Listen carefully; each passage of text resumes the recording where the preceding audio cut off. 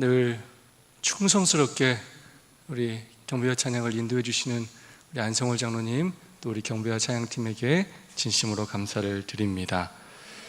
또 오늘 오후에 일찍부터 오셔서 또 식사 준비를 위해서 수고해 주신 우리 이미호 집사님, 또 정복기 집사님 진심으로 감사를 드립니다.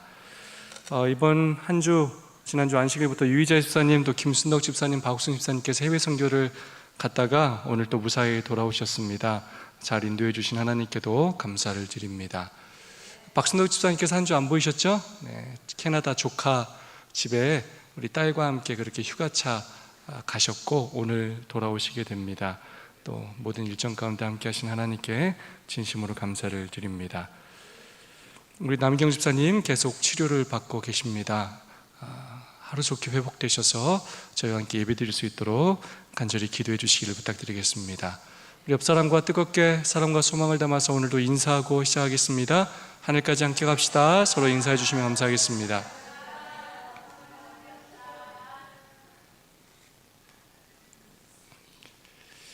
네, 이번 주 TMI 제안사항입니다.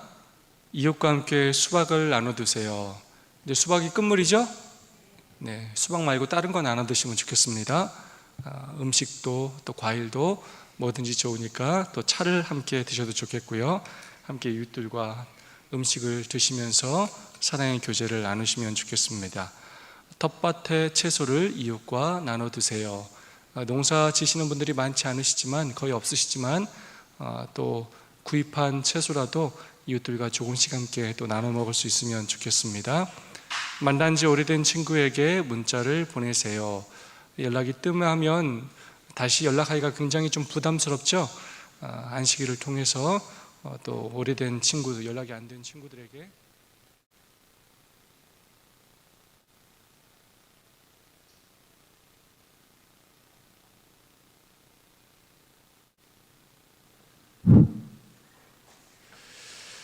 전화나 문자로 또 안부를 전할 수 있으면 좋겠습니다. 홍은호 집사님 감사합니다. 홍은호 집사님께서 오늘 기도를 하려고 오후 한 4시부터 지방에서 출발을 하셨는데 차가 너무나 많이 막혀서 이렇게 지금 오셨습니다. 정말 기특하지 않습니까? 네, 이 순서를 하기 위해서 이렇게 열심히 이렇게 해주시는 모습이 참 감동입니다. 진심으로 그 마음과 발걸음에 감사의 마음을 전합니다. 네, 제8과입니다. 제자들을 가르치심 두 번째입니다. 이번 주까지 예수님의 갈릴리에서의 봉사를 살펴보고 다음 주부터는 예수님의 예루살렘 봉사를 살펴보게 되겠습니다. 기억실 말씀 다 함께 읽어볼까요? 시작!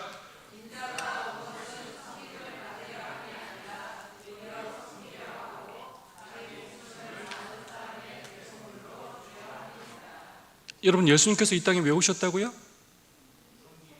섬김을 받으려 온 게 아니라 섬기러 오셨고, 그냥 단순히 섬기는 정도가 아니라 뭐 하러 오셨다고요? 목숨을 주기 위하여, 죄인들의 대속물이 되기 위하여 이 땅에 오셨다는 것입니다. 교과 106페이지는 이렇게 말하고 있습니다. 이번 주는 마가복음 10장을 다루며 예수님께서 십자가를 준비하면서 제자들을 특별히 가르치신 부분을 마무리할 것이다. 이 장은 절반 정도는 제자들과의 직접적인 이야기로 나머지는 예수님과 대화하는 다른 사람의 관점을 통해 제자도에 관한 중요한 문제들을 다루고 있다. 예수님을 따를 때 치르는 대가와 보상을 아름답게 그리고 있다. 마가복음은 크게 두 가지 주제를 가지고 있습니다. 하나님의 나라라는 주제와 제자도라는 주제를 가지고 있습니다. 마가복음 서론은 앞에 부분은 두 부분으로 크게 나눠준다면 예수님이 누구신지, 예수님께서 어디를 가시는지를 중점적으로 보여준다면, 그것을 통하여 하나님의 나라를 보여준다면, 그 다음으로는 그 하늘나라에 들어가야 할 당신의 제자들이 어떤 사람이 되어야 할지, 어떤 삶을 살아야 할지에 대해서 보여주고 있습니다. 예수님의 제자가 된다는 것이 무엇인지 저는 이 보네포의 이 말씀을 참 좋아합니다. 우리가 그리스도를 따르도록 부르심을 받았을 때 우리는 오직 그분의 인격에 연계되도록 소환된 것이다. 제자도란 그리스도께 부착되는 것을 의미한다.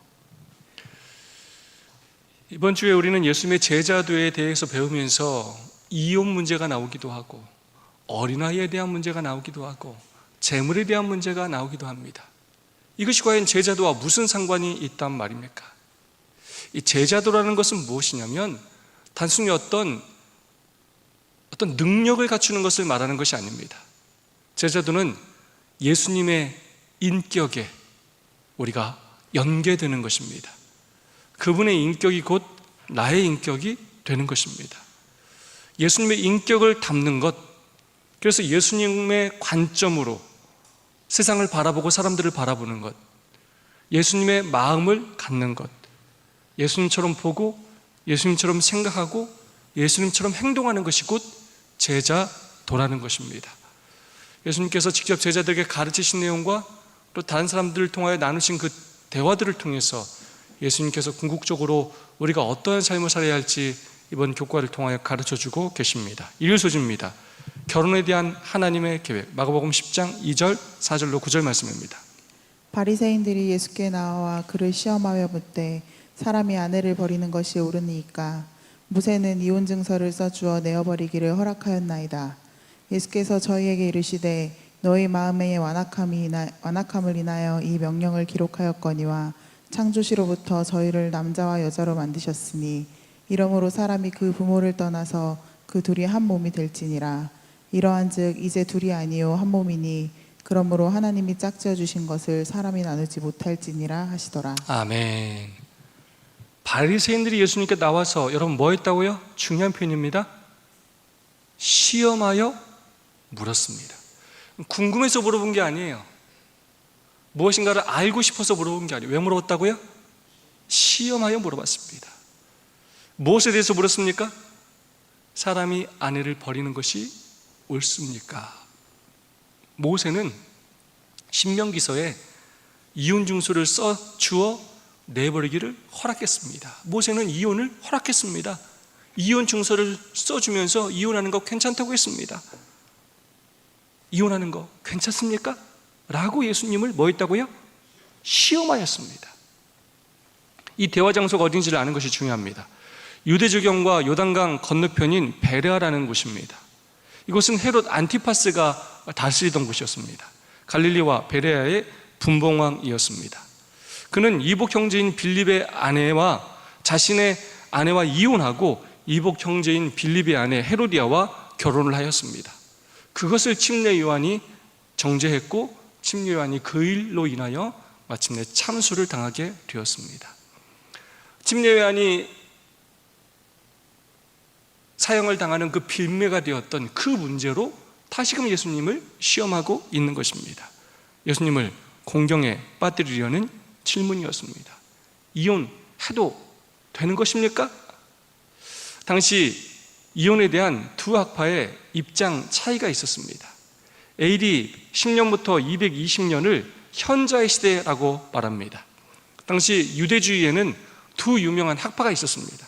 하나는 샴마이라는 학파였고 또 하나는 힐렐이라는 학파였습니다. 할라카라는 유대교의 율법에 대한 해석에 있어서 두 학파는 큰 차이가 있었습니다. 이 샴마이 학파는 문자적인 해석을 한 근본주의자들이었습니다.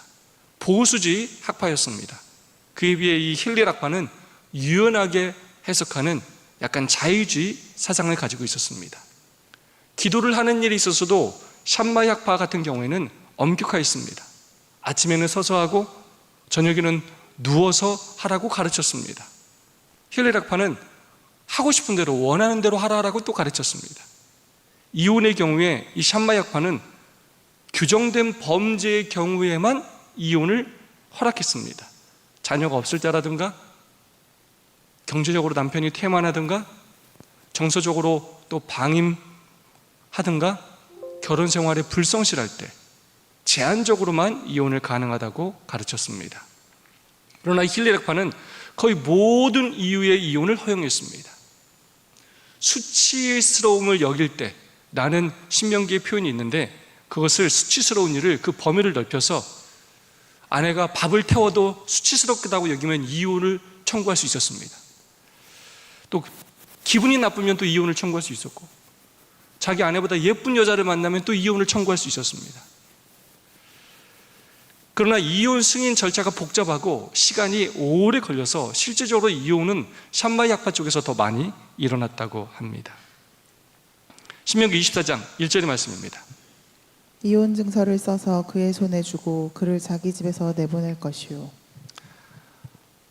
하나님께서 모세를 통하여 이혼을 허락했던 이유는 무엇이냐면, 이혼 후에 그 여성이 재혼을 할 수 있도록, 재혼을 하는 경우에 그 여성을 보호하기 위하여 만든 것입니다. 갑작스럽고 일방적으로 이루어지는 것을 방지하기 위한 아주 공식적인 절차였습니다. 남편은 이혼 증서를 작성해서 여자에게 주어야 하고, 여자는 그것을 통해서 재혼할 수 있는 법적 근거를 가지고 있었습니다. 여성의 사회적 보호와 생계를 유지할 수 있는 그런 장치를 마련해 주신 것입니다. 다르게 말하면 이혼하라고 권장한 것이 아니라, 인간의 완악함으로 남편이 아내를 사랑하지 못하고 남편을, 약자인 아내를 마음껏 버리려고 할 때 그 여성을 보호하기 위한 도구로서 그렇게 만드신 제도라는 것입니다. 교과 108페이지의 말씀입니다. 신명기 24장에 설명된 규정은 여성을 보호하기 위한 것이었다. 하지만 이것이 예수님 시대에는 힐레락파에 의해 거의 모든 이유로 이혼을 쉽게 할 수 있는 근거로 사용되었다. 여성을 보호하기 위해 기록된 법이 도리어 손쉽게 배척하는 근거로 사용된 것이다. 여러분, 하나님께서 이혼을 왜 허락하셨다고요? 인간의 어떤 마음 때문에요? 완악한 마음 때문에요. 그 당시 여자들의 사회적 지위는 높지 않았고 남성과 동등한 권리를 인정받지 못했습니다. 사회적인 약자였습니다. 그것을 빌미로 자기 아내를 마음대로 그렇게 다룰 수 있다고 생각하였습니다. 인간의 완악함 때문에 여성의 권리를 보호하기 위하여 이혼의 규정을 허락하셨고 이혼 증서를 쓰라고 말씀하신 것입니다. 그러나 근본적으로 하나님께서 원하시는 것은 이혼하지 않는 것입니다. 둘이 하나가 되어서 언약의 뜻을 깨닫고 사랑을 배우는 것이 하나님의 목적이었습니다. 하나님을 믿는다고 하는 사람들이 율법의 본래의 원칙과 근본의 의미를 잃어버리고 자신들의 정욕을 채우기 위하여, 이익을 취하기 위하여 그 율법을 왜곡하고 바꾸어버린 것입니다. 마음의 완악함이 율법을 도구로 사용하여 자신들의 이익을 취하도록 만들었다는 것입니다. 율법을 변질시켰다는 것입니다. 여성을 보호하기 위하여 기록된 그 법이 도리어 손쉽게 여성들을 배척하는 근거로 사용되었다는 것입니다. 여러분, 예수님께서 이 땅에 오신 목적이 무엇이냐면 율법의 참된 의미를 보여주기 위해 오셨습니다. 그들이 하나님에 대하여 오해했고 율법을 변질시켜서 잘못 소개했습니다. 예수님께서 이 땅에 오셔서 율법의 참된 의미가 무엇인지, 사랑이 무엇인지, 하나님은 어떤 분인지를 올바로 가르쳐 주시기 위하여, 율법을 바로 세우기 위하여 이 땅에 오셨다는 것입니다. 우리는 결혼 제도를 통하여 하나님과의 언약 관계를 배울 수 있고 또 예수님과의 언약 관계를 배울 수 있는 것입니다. 그분께서 우리를 사랑하셔서 그분께서 정말로 아내인 우리를 위하여 자신의 생명을 버리시고 우리를 끝까지 사랑하시는 것처럼 우리가 결혼 관계를 통하여 예수님의 사랑을, 하나님의 사랑을, 그 언약 관계의 참된 의미를 배우기를 원하신다는 것입니다. 우리에게 선물로 주신 남편과 아내를 예수님처럼 그렇게 사랑하고 섬기는 우리 모두가 되었으면 좋겠습니다. 교훈의 말씀입니다. 여자를 보호하기 위해 모세를 통해 주신 법이 예수님 때에는 그 반대로 사용되었다. 그분은 하나님이 제정하시고 맺으신 것을 사람이 나누지 말라고 하신다. 하나님께서 태초에 주신 축복의 제도 두 가지가 여러분 무엇입니까? 안식일 제도와 결혼 제도입니다. 너무나 중요한 제도이고 너무나 큰 축복으로 주신 제도입니다. 그래서 사탄이 이것을 무너뜨리려고 아주 발악을 합니다. 오늘날 동성애 많은 나라에 허용되고 있고요. 유럽에서는 이제 동물들과 결혼하는 일들이 아주 비일비재합니다. 그 동물들에게 자신의 그 유산을 물려주는 경우들도 많습니다. 성전환 너무나 아주 일반적으로 이루어지고 있습니다. 파리 올림픽을 통해서 그 개회식을 통해서 오늘날 이 세상의 모습이 어떤지 우리가 다시 한번 보게 되었습니다. 다름을 인정한다는 그 구호 아래 차별 금지를 외치면서 하나님께서 세우신 그 원칙들을, 기초들을 아무렇지도 않게 무너뜨리고 있고 그런 사상들을 전 세계에 그렇게 퍼뜨리고 있습니다. 정말로 우리가 영적인 분별력을 가지고 하나님께서 우리에게 주신 원칙들을 올바로 구별하고 또 원칙을 바로 세우는 일에 노력해야 하겠습니다. 합법적인 이혼은 없음, 재림신도의 가정에 있는 말씀입니다. 후에 바리새인들이 이혼의 합법성에 대해서 질문하였을 때에 예수께서는 당신의 말씀을 듣는 자들에게 창조시에 제정된 결혼제도를 가리키셨다. 이 경건한 부부의 손을 결혼으로 연결시키셨을 때에 그는 종말 시기까지 아담의 모든 자녀들을 위한 결혼법을 선언하신 것이었다. 영원하신 하나님 아버지께서 좋다고 선언하신 바로 그 법은 인류를 위한 가장 고상한 축복과 발전의 법이었던 것이다. 아멘. 하나님께서 우리에게 주신 이 결혼 제도는 인류를 위한 가장 고상한 축복의 제도라는 것입니다. 그 축복들을 여러분 마음껏 누리시기를 소망합니다. 월요일 서주입니다. 예수님과 어린이들, 마가복음 10장 14절로 16절의 말씀입니다. 예수께서 보시고 분이 여겨 이르시되 어린아이들의 내게 오는 것을 용납하고 금하지 말라. 하나님의 나라가 이런 자의 것이니라. 내가 진실로 너희에게 이르노니 누구든지 하나님의 나라를 어린아이와 같이 받들지 않는 자는 결탄코 들어가지 못하리라 하시고 그 어린아이들을 안고 저희 위에 안수하시고 축복하시니라. 부모들이 자기 아이들을 예수님께 데려가서 축복 기도를 받으려고 예수님 앞으로 나아갔을 때 제자들이 그것들을, 아이들이 오는 것들을 막았습니다. 그때 예수님께서 보시고 부은 여기시며 이렇게 말씀하셨습니다. 어린 아이들의 내게 오는 것을 용납하고 금하지 말라. 하나님의 나라가 이런 자의 것이니라. 가정에서 자녀는 소중한 존재이지만 그 당시에 아이들의 사회적인 지위는 노예와 다를 바가 없었습니다. 그 당시 유아 사망률, 1년 안에 아이들이, 그 유아들이 죽는 비율이 30%에서 40% 정도 됐다고 합니다. 위생 상태가 좋지 않았고 또 전염병이 굉장히 약했기 때문입니다. 그리스 로마 시대에는 기형이거나 또 건강하지 않은 상태의 아이는 버려지거나 심지어 강물에 던져지기도 했다고 합니다. 남자아이를 여자아이보다 더 가치 있게 여겼고 때로 여자아기는 태어나도 그냥 버려져 죽기도 했다고 합니다. 가끔 그런 아이가 구조되기도 했는데 그런 아이는 키워서 노예로 팔기 위해 구조했다고 합니다. 이런 생각을 가졌던 아주 근본적인 이유 가운데 하나는 플라톤의 이 국가라는 책에 의하면 이상적인 국가에서는 기형아나 신체적 결함을 가진 아이들은 비밀리에 제거되어야 한다고 주장해 왔고, 건강한 국가, 튼튼한 국가를 만들기 위해서는 그런 올바르지 않은 그런 사람들은 존재할 필요가 없다라고 생각했기 때문입니다. 애들은 가라 라고 생각했던 그 제자들을 예수님께서 책망하셨습니다. 사람들에게 그렇게 강력하게 대응하신 일은 드물었습니다.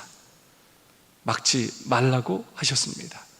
그러면서 하나님의 나라는 바로 어린아이들과 같은 자의 것이다 라고 말씀하시고 어린아이들을 안고 저들을 안수하시고 축복하시는 일을 하셨습니다. 어린아이들의 그 단순한 믿음뿐만 아니라 자신들의 공로로 들어가는 나라가 아니라는 것입니다. 아이들이 무엇을 한 것이 있어서 부모가 그들을 사랑하고 또 아끼는 것이 아니지 않습니까? 마찬가지로 부모를 전적으로 신뢰하고 그렇게 부모에게 꺼리낌 없이 나오는 그런 믿음을 가진 사람들이 마침내 하늘나라에 들어간다는 것을 말씀해 주셨습니다. 치료봉사의 말씀입니다. 그대들은 그리스도와 같지 않은 품성으로 예수님을 잘못 나타내지 않아야 한다. 그대들의 냉랭하고 거친 태도로 어린아이들을 그분에게서 떠나가게 하지 말라.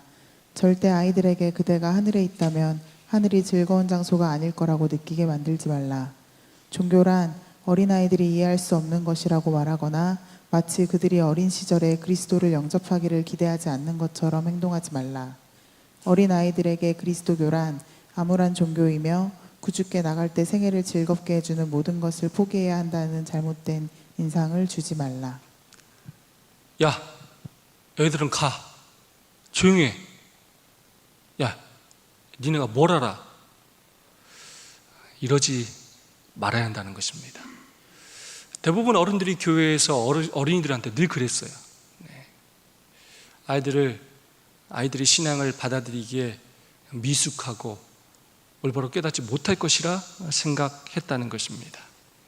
우리들이 예수님 같지 않은 품성으로 어린이들에게 예수님을 잘못 나타내지 말아야 한다는 것입니다. 아이들이 왜 예수님 앞에 나오지 못하느냐? 때로는 교회를 다니는 어른들이 우리의 잘못된 관념과 신앙으로 예수님을 잘못 드러내기 때문이라는 것입니다. 우리의 냉랭하고 거친 태도로 어린아이들을 예수님에게서 떠나가게 하지 말라는 것입니다. 종교라는 것이, 믿음이라는 것이 어린아이들이 이해할 수 없는 것이라고 말하거나 그들이 마치 예수님께서 그들을 영접하기를 기대하지 않는 것처럼 행동하지 말라는 것입니다. 어린이들에게 좋은 감화를 끼쳐야 한다는 것입니다. 교훈의 말씀입니다. 아이들을 무시하던 시대의 예수님은 아이들을 용납하라고 강력하게 요청하신다. 천국은 어린아이들의 것이며 우리도 그들처럼 천국을 받아야 하기 때문이다. 아멘. 저희 교회 어린이들이 참 많이 있죠? 네, 그 어린 영혼 한 명 한 명을 귀히 여기고 그 어린 나이에 이 교회에서 어른들의 사랑을 통하여 또 가르침을 통하여 복음을, 진리를 올바로 깨닫고 이 교회를 사랑하고 또 예수님을 사랑하는 믿음 안에서 훌륭하게 자라는 그런 어린이들이 될 수 있도록 기도해 주시기를 부탁드리겠습니다. 올바른 교육관에 대하여 교회 증언 7권은 이렇게 말하고 있습니다. 아이들은 주님 가족의 어린 구성원이다. 그들은 창조와 구속으로 그들을 소유하신 하나님께 스스로를 바치도록 지도되어야 한다.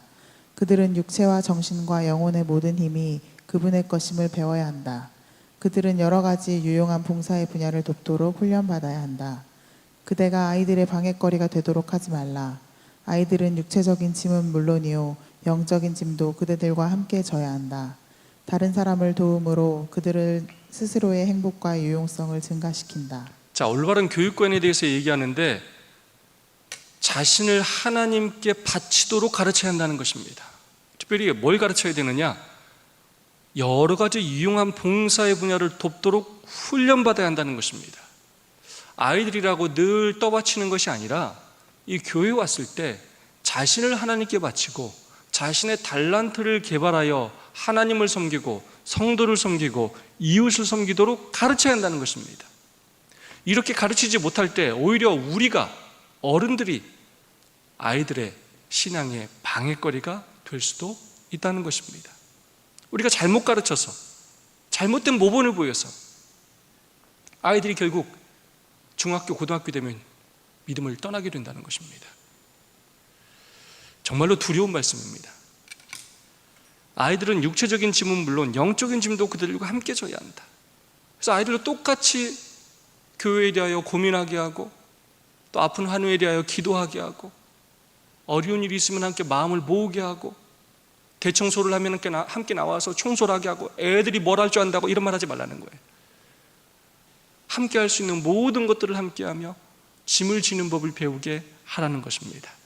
그렇게 다른 사람들을 돕는 일을 가르칠 때 스스로의 행복과 유용성 훨씬 더 증가된다는 것입니다. 화이소지입니다. 최고의 투자. 예수께서 길에 나가실새 한 사람이 달려와서 꿇어 앉아 묻자오되 선한 선생님이여 내가 무엇을 하여야 영생을 얻으리이까? 약대가 바늘기로 나가는 것이 부자가 하나님의 나라에 들어가는 것보다 쉬우니라 하신대. 제자들이 심히 놀라 서로 말하되 그런즉 누가 구원을 얻을 수 있는가 하니 예수께서 저희를 보시며 가라사대 사람으로는 할 수 없으되 하나님으로는 그렇지 아니하니 하나님으로서는 다 하실 수 있느니라. 아멘. 부자 청년 법관이 예수님 앞에 나왔습니다. 재물이 많다라고 성경은 기록하고 있습니다. 청년이었고 관원이었습니다. 그가 예수님과 한 대화를 통해서 본다면 그는 아주 윤리적인 사람이었고 아주 종교적인 사람이었습니다. 율법을 성실하게 지키는 사람이었습니다. 예수님 앞에 나오는 방식을 볼 때 그는 진실한 사람이었고 진심으로 예수님께 존경심을 나타내 보였습니다. 그러면서 아주 인생의 중요한 질문을 했습니다. 구원에 관한 질문을 하였습니다. 예수님은 십계명의 두 번째 판을 가리키면서 말씀하셨고, 그는 자신이 어렸을 때부터 이 모든 것을 지켰다고 그렇게 말하였습니다. 그러나 결국 그에게 부족한 것이 있는 것을 말씀하시고 그의 가진 재물을 팔고 쫓으라고 했을 때 결국 그는 고민하게 되었고, 재산이 많았기 때문에 상심하여 예수님을 떠나게 되었습니다. 그는 하나님을 사랑하고 이웃을 사랑했다고 말했지만 그의 진심은 그는 하나님보다 돈을 더욱더 사랑했던 것이었습니다. 그의 재물이 하나님보다 그에게 더 소중한 존재였다는 것입니다. 마가복음 10장은 이렇게 표현합니다. 예수께서 그를 보시고 사랑하사. 예수님은 그가 겁먹고 도망가라고 그 말씀을 하신 것이 아닙니다. 그가 정말로 예수님의 제자가 되기를 원하셨고 그를 진정으로 사랑하셔서 그가 정말로 새로운 삶을 살기를 원하셨습니다. 그가 종교적인 사람이었고 열심히 있는 사람이었고 나름 최선을 다하는 사람이었지만 하나님을 최고로 두지는 않았습니다. 그는 하나님 나라를 선택하는 대신 결국 자기의 재물을 선택하였습니다. 여러분, 무엇이 최고의 투자요 선택일까요? 마가복음 10장 29절로 30절의 말씀입니다. 예수께서 가라사대 내가 진실로 너희에게 이르노니 나와 및 복음을 위하여 집이나 형제나 자매나 어미나 아비나 자식이나 전토를 벌인 자는 금세에 있어 집과 형제와 자매와 모친과 자식과 전토를 100배나 받되 핍박을 겸하여 받고 내세의 영생을 받지 못할 자가 없느니라. 예수님을 믿고 따르는 일에는 대가가 필요하다는 것입니다. 복음을 위하여 집, 형제, 자매, 어미, 아비, 자식, 전토를 버려야 될 때가 있다는 것입니다. 이 땅에서 그렇게 희생하고 헌신하고 살 때 놀라운 축복을 100배나 받기도 하고, 하지만 축복을 받는 것이 아니라 또 그런 핍박과 또 손해와 희생도 경험해야 한다는 것입니다. 그러나 그것이 끝이 아니라는 것입니다. 반드시 하늘에서의 보상이 있게 된다는 것입니다. 그 대가가 크면 클수록 우리가 받는 보상은 더욱더 크고 더욱더 놀라울 것입니다. 교훈의 말씀입니다. 자신의 힘으로 천국에 갈 수 없으며 하나님의 은혜가 필요하다. 예수를 따르기 위해 무엇을 버렸던지 내세에 그것과 비교할 수 없는 상급을 받게 될 것이다. 여러분이 한 희생과 헌신만 생각하지 마시고 그것과 비교할 수 없는 예수님의 희생과 헌신을 생각하시고 여러분이 한 것과 비교할 수 없는 놀라운 축복을 받는다는 것을 늘 기억하시기 바랍니다. 살아 계신 동안 더욱더 많이 예수님께 투자하고 헌신하는 최고의 투자와 선택을 하는 여러분이 되시기를 소망합니다. 재물과 하늘을 함께 소유할 수 없음. 교회 증언 1권의 말씀입니다. 그들은 자아를 양보하고 가난한 사람들에게 주기보다는 진리를 포기하고자 할 것이다. 여기에서 그들은 하나님을 어느 정도로 사랑하는지 또 진리를 어느 정도로 사랑하는지 입증하게 된다. 그리하여 많은 사람은 성경에 있는 젊은이처럼 재물을 소유하면서 동시에 하늘의 보화를 소유할 수 없기 때문에 근심하며 돌아간다. 그들은 두 가지를 다 같이 소유할 수 없다. 그들은 세상의 재물을 위하여 영생의 기회를 놓치고자 한다. 아멘. 이 땅에서 우리가 하나님을 선택할 때 저 하늘에 올라가면 정말로 말로 표현할 수 없는 놀라운 상급을 받게 되는데, 이 땅에서 저 하늘을 포기하고 이 땅의 재물을 선택하면 하나님께서 준비하신 그 놀라운 상급들을 우리는 눈으로 보지 못하게 될 것입니다. 아무쪼록 이 세상에서 더욱더 하나님께 우리의 마음과 애정을 그렇게 투자하는 우리 모두가 되었으면 좋겠습니다. 술서줍니다. 나의 잔을 마실 수 있느냐? 마가복음 10장 37절로 38절의 말씀입니다. 여짜오되 주의 영광 중에서 우리가 하나는 주의 우편에 하나는 좌편에 앉게 하여 주옵소서. 예수께서 가라사대 너희 구하는 것을 너희가 알지 못하는도다. 너희가 나의 마시는 잔을 마시며 나의 받는 침례를 받을 수 있느냐? 여기서는 야고보와 요한이 요청한 것처럼 보이지만 다른 복음서에서는 야고보와 요한의 어머니의 요청으로 그렇게 또 나옵니다.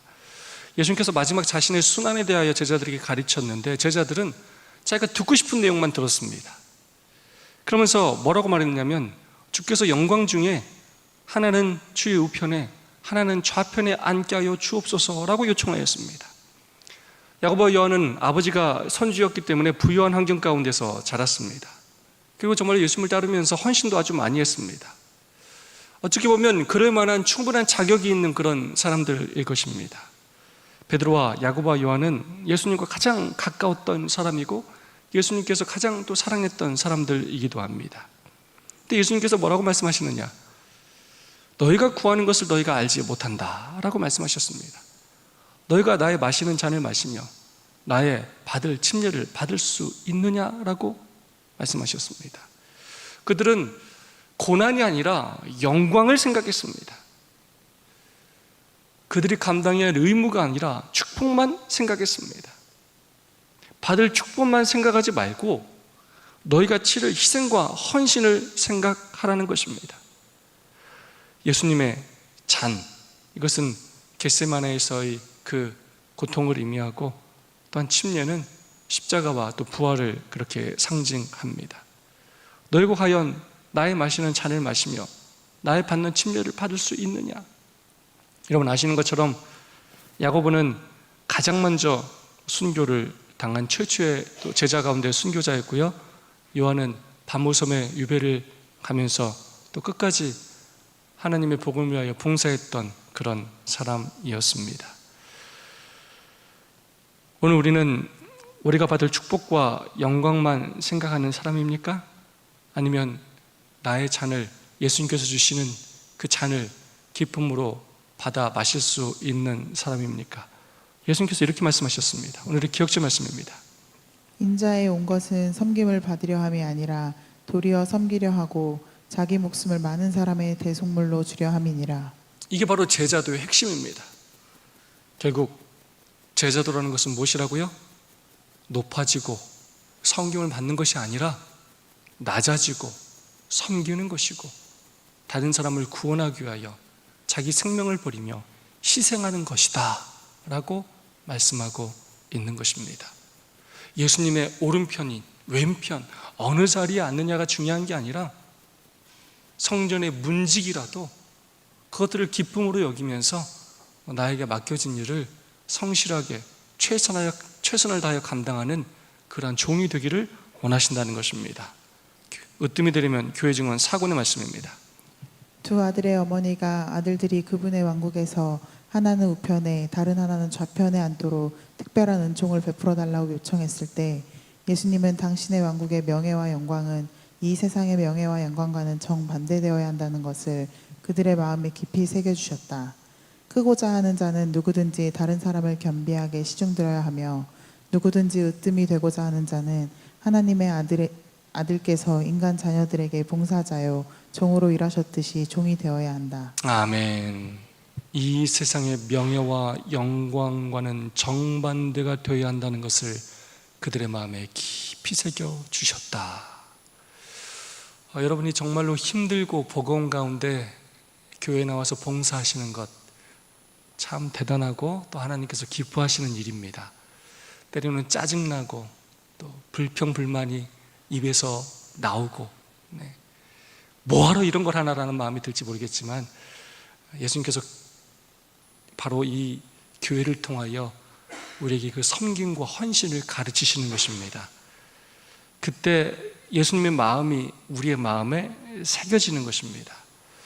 저는 우리 수석 장로님께서 그 지하실에 그 화장 그 쓰레기들을 치우실 때마다 아주 큰 감동을 받습니다. 또 우리의 장로님 집사님들이 늘 교회를 돌보고 또 청소하고 정리하시는 것을 볼 때마다 아주 또 큰 감동을 받습니다. 결국 교회라는 곳은 내가 더 높아지고 내가 더 인정받고 하는 마음이 있을 때 교회는 결국 다툼이 일어나고 연합하지 못하게 되고 서로 낮아져서 겸손히 묵묵히 섬길 때 교회는 사랑으로 하나 되고 하나님께서 합당한 축복을 허락하시는 것입니다. 아무쪼록 으뜸이 되려면 낮아져야 한다는 말씀을 우리가 기억하고 더욱더 자원하여 섬기는 일에 헌신하는 우리 모두가 되었으면 좋겠습니다. 교훈의 말씀입니다. 제자들은 영광의 자리를 구했지만 주님은 고난의 잔에 대해 말씀하셨다. 그들은 고난에 참여하였고 이후에는 주께서 예비한 영광의 처소에 들어갈 것이다. 아멘. 목이 솟습니다. 내게 무엇을 하여 주기를 원하느냐. 마가복음 10장 49절 52절의 말씀입니다. 예수께서 머물러 서서 저를 부르라 하시니 저희가 그 소경을 부르며 이르되 안심하고 일어나라 너를 부르신다 하매 소경이 겉옷을 내어버리고 뛰어 일어나 예수께 나아오거늘 예수께서 일러 가라사대 내게 무엇을 하여 주기를 원하느냐. 소경이 가로되 선생님이여 보기를 원하나이다. 예수께서 이르시되 가라 내 믿음이 너를 구원하였느니라 하시니 저가 곧 보게 되어 예수를 길에서 좇으리라.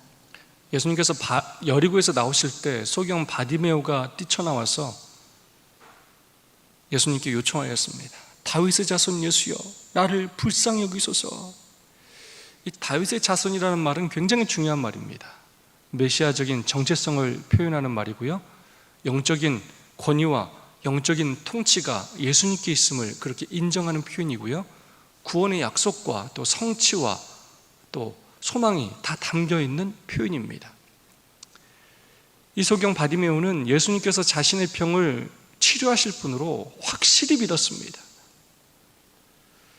겉옷을 내어 버리고 뛰어 일어나 예수님께 나아갔습니다.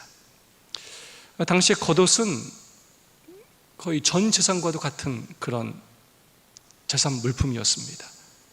가장 중요한 자신의 삶의 안전장치를 버리고 예수님 앞에 나왔습니다.